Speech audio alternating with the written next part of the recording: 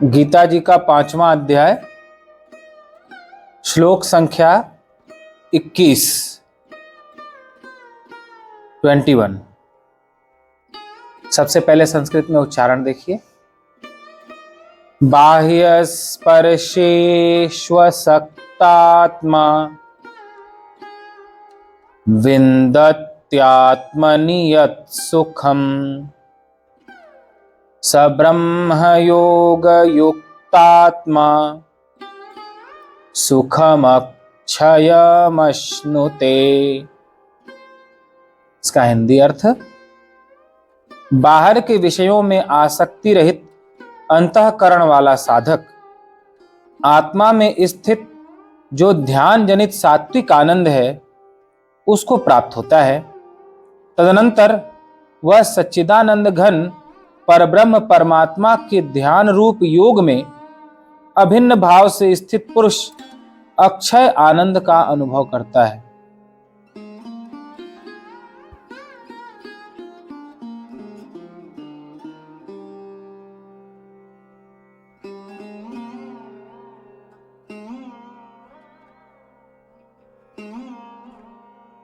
नष्ट हो जाने वाला सुख और सदा रहने वाला सुख, ये दो तरह का सुख है।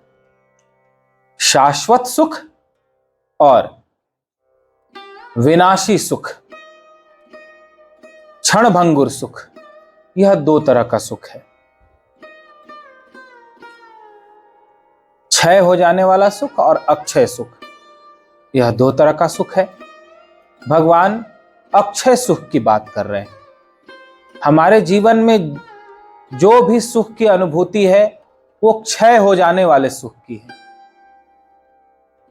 नष्ट हो जाने वाले, परिवर्तित हो जाने वाले सुख की अनुभूति है। आंखों के द्वारा जो कुछ भी देखने का सुख है, कानों से जो सुनने का सुख है, जीवा से जो रस लेने का सुख है, इंद्रियों के जो भी विषय हैं, उन विषयों के ग्रहण में जो भी सुख है वह क्षय हो जाने वाला सुख है।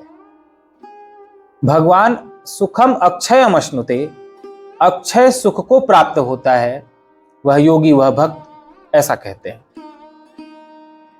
अक्षय सुख जो कभी नष्ट न हो, वह कैसे प्राप्त होता है, इसका वर्णन आज के श्लोक में किया गया है। जैसे एक छोटा सा उदाहरण स्मरण में आ रहा है जो आप सभी सुने। एक पिता ने अपने बेटे से कहा, बेटा जाओ बाजार से कुछ फल खरीद कर लाओ। बच्चा गया,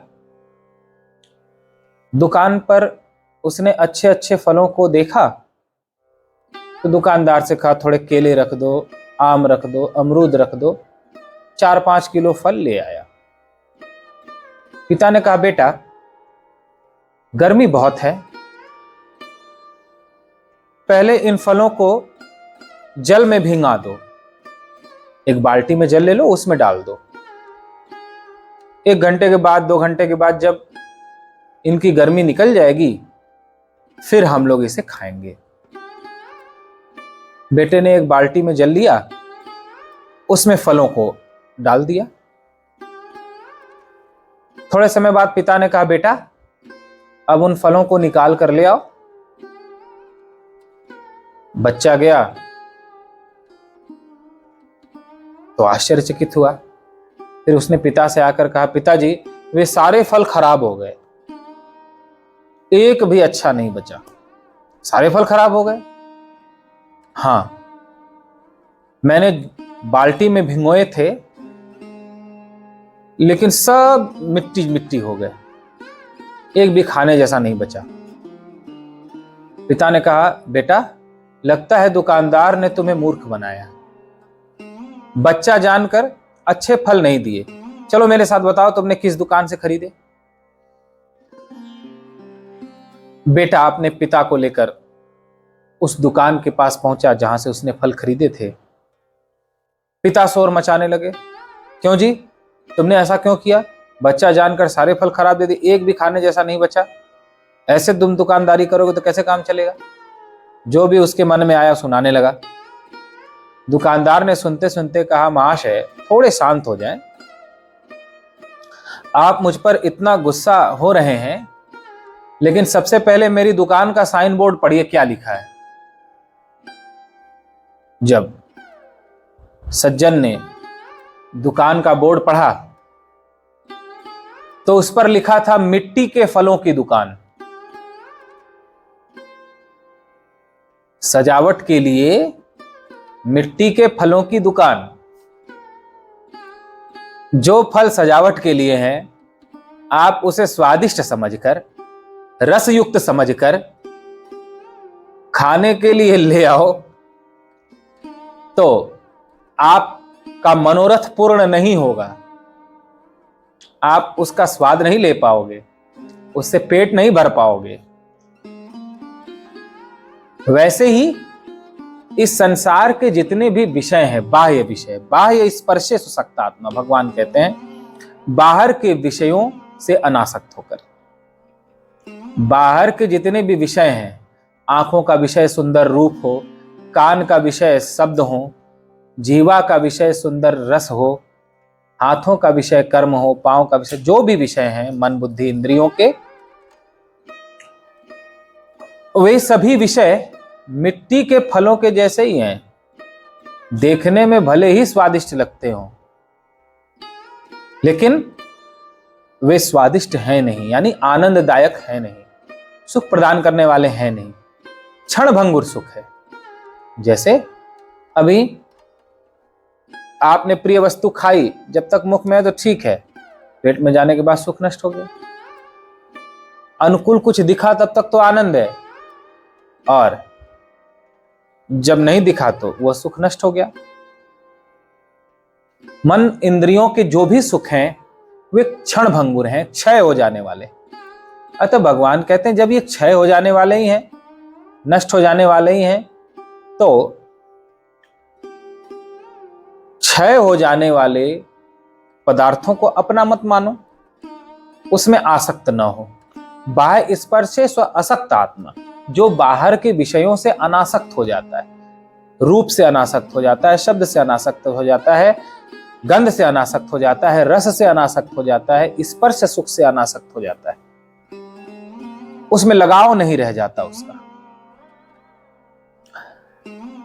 आंखों से सुंदर देखने का त्याग कर देता है, कानों से सुंदर सुनने का, वाणी से सुंदर बोलने का, जीवा सुंदर खाने का, यानी सांसारिक चीजों का त्याग कर देता है, तो उसके भीतर सात्विक आनंद प्रकट होता है, सतोगुण का आनंद प्रकट होता है। सतोगुण का आनंद भी अपार आनंद है। जैसे जिसके भीतर सतोगुण का आनंद प्रकट होता है, उसे बाहर देखने का मन नहीं करता, किसी की सुनने का मन नहीं करता, बोलने का मन नहीं करता। बाहर के विषयों को त्यागने पर सात्विक आनंद प्रकट होता है, समाधि का आनंद प्रकट होता है, वह सात्विक आनंद। दिव्य दिव्य लोकों में भ्रमण करेंगे बैठे बैठे, वह सात्विक आनंद है। दिव्य स्पर्श मिलेगा, जैसे गुदगुदी करे कोई तो कैसा लगता है, उससे भी कई गुना, हजारों गुना ज्यादा आनंद दिव्य स्पर्श का आनंद होता है। वह आनंद प्राप्त होता है जब कोई बाहर के इन विषयों का त्याग करे। तो अभी कोई मनचाही जगह घूमने को मिल जाए, देखने को कोई दृश्य मिल जाए तो कितना आनंद होता है। उससे हजारों लाखों गुना आनंद जब सतोगुण का दृश्य प्रकट होता है, उसे देखने में मिलता है। जैसे कोई प्रिय संगीत, गीत कानों से सुनाई पड़े तो कितना आनंद आता है। उससे हजारों लाखों गुना आनंद सतोगुणी शब्द को सुनने पे होता है, जो जिसे शब्द ब्रह्म कहते हैं। भीतर में जो शब्द प्रकट होता है, नाद प्रकट होता है, उस नाद के श्रवण में वह आनंद होता है। किंतु वह भी सच्चा नहीं है। पहले जब आप बाहर के विषयों को त्यागोगे तो सतोगुणी आनंद प्रकट होगा, सात्विक आनंद का भी त्याग करना पड़ेगा, समाधि के सुख को भी त्यागना पड़ेगा, नाद के सुख को भी त्यागना पड़ेगा, सात्विक जो दृश्य दिखाई पड़े उन दृश्यों को भी त्यागना पड़ेगा, तब ब्रह्म सुख प्राप्त होता है। अक्षयम अश्नुते, वह ब्रह्म सुख ही अक्षय है, क्योंकि समाधि तक का सुख भी क्षय हो जाने वाला है। अभी समाधि लगी है, ठीक है, सतोगुण खत्म हुआ तो समाधि का सुख भी खत्म। तो सात्विक सुख भी नष्ट हो जाने वाला है, ब्रह्म सुख अक्षय होता है। स ब्रह्म योग युक्त आत्मा, बाहर के विषयों का त्याग कर देने वाला और सात्विक सुख का त्याग कर देने वाला ब्रह्म सुख को प्राप्त करता है, जिस ब्रह्म सुख को पाकर वह अक्षय सुख को उपलब्ध होता है। जैसे बूंद है, बूंद अभी है और थोड़ी हवा चली नष्ट हो गई, थोड़ी गर्मी हुई नष्ट हो गई, लेकिन समुद्र कभी नष्ट नहीं होता। चाहे कितनी भी गर्मी हो, चाहे कुछ भी हो जाए, वो कभी नष्ट नहीं होता, एक जैसा रहता है, अथाह है। वैसे ही जितने भी संसार के बाह्य सुख हैं वे बूंद के जैसे हैं, अभी हैं, अभी नष्ट हो जाने वाले। लेकिन ब्रह्म सुख, परमात्मा को प्राप्त करने का आनंद, वह समुद्र के जैसा अथाह है। तो आज भगवान अक्षय सुख की बात करते हैं कि तुम्हारे पास, हे प्राणियों, जो भी सुख है वो क्षय हो जाने वाला है, नष्ट हो जाना। तुम उसी के बारे में अब तक जानते आए और अब तक तुम्हें नष्ट हो जाने वाले सुख की जानकारी है, तुम उसे ही सब कुछ समझ बैठे हो, उसे ही सबसे बड़ा सुख मान बैठे हो। किंतु जब तुम इन बाहर के विषयों को त्यागोगे, आंख से रूप का त्याग करोगे, कान से शब्द का त्याग करोगे, जीवा से रस का त्याग करोगे, त्वचा से सांसारिक स्पर्श का त्याग करोगे, यह समझकर कि अभी तो हमें जो देखने में आनंद मिल रहा है, थोड़े समय बाद वह आनंद नष्ट हो जाएगा, तो हम इससे लगाव क्यों करें। अभी जो मन में हमारे दुख चल रहा है, वो दुख थोड़े समय बाद सुख में बदल जाएगा, या जो अभी मन में बड़ा आनंद है, वह आनंद नष्ट होकर के सब मन का आनंद दुख में बदल जाएगा। तो कभी सुख, कभी दुख, कभी अनुकूलता, प्रतिकूलता हर विषय से हमें मिलती रह रही है, तो फिर हम किसी को भी अपना मान के उसमें लगाव क्यों करें, उसे पकड़ के क्यों रखें कि यही रहे। जब इस स्थिति में हम पहुंचकर बाहर के विषयों से अनासक्त हो जाते हैं, लगाव रहित हो जाते हैं, तब हमें ब्रह्मानंद प्राप्त होता है, जो कभी नष्ट नहीं होता। यानी जब आप नष्ट हो जाने वाले बाहर के सुख को त्यागते हो, तब कभी न नष्ट होने वाला ब्रह्म का सुख प्राप्त होता है। यह आज के श्लोक का सार है। इसे आप सभी श्रवण करके चिंतन करें और धीरे धीरे धीरे धीरे बाहर के विषयों को त्यागने का अभ्यास बनाएं। सुंदर रूप जो दिखाई पड़ रहा है उसमें हम आनंदित हो रहे हैं, उसको देखने का त्याग करें कि अभी तो आनंद मिल रहा है, अभी नष्ट हो जाएगा, ऐसे उस पर लगाव न रखें। सुंदर सुनने का त्याग करें, सुंदर खाने पीने का त्याग करें, जीवा के रस को, जो जीवा भागती है खाने के लिए, ये भी खा लो, उसको थोड़ा सा संयमित करें, थोड़ा धीरे धीरे धीरे अभ्यास बनाकर त्याग कर। जैसे जैसे बाहर के विषय त्यागते जाएंगे, बाहर का सुख त्यागते जाएंगे, तो ऐसे वैसे भीतर का सुख, भीतर का आनंद, ब्रह्म का आनंद, ब्रह्म का सुख प्रकट होगा। पहले सात्विक सुख, सात्विक आनंद प्रकट होगा, फिर ब्रह्मानंद प्रकट होगा। इसलिए त्याग का अभ्यास बनाए, भोग का नहीं। अभ्यास बनाना है तो धीरे धीरे त्याग का अभ्यास बनाए। भोग तो मन चाह जितना चाह उतना हम भोगते ही रहे अभी तक के जीवन में, जो चाह देखा, जो चाह सुना, जो चाह खाया, जो मर्जी किया। लेकिन अब थोड़ा त्याग का अभ्यास है। त्याग में कष्ट होता है, भोग में सहजता है, लेकिन जब भगवान के लिए आप त्याग करोगे, कष्ट सहोगे, जब तो भगवान भी अपनी कुछ अनुभूति कराएंगे। अतः भगवत अनुभूति करना है तो बाहर में त्याग करना पड़ेगा, उस कष्ट को सहन करना ही पड़ेगा त्याग के। अतः आप सब इस पर विचार करें और प्रयास करें त्याग का। हर इंद्रिय के सुख में जो हमारी आसक्ति है, हमारी इंद्रियां लालायित रहती हैं, उन्हें धीरे धीरे धीरे धीरे धीरे उनसे दूर करें, विमुख करें, त्याग की ओर बढ़ें, तो आप सभी का मंगल होगा, कल्याण होगा।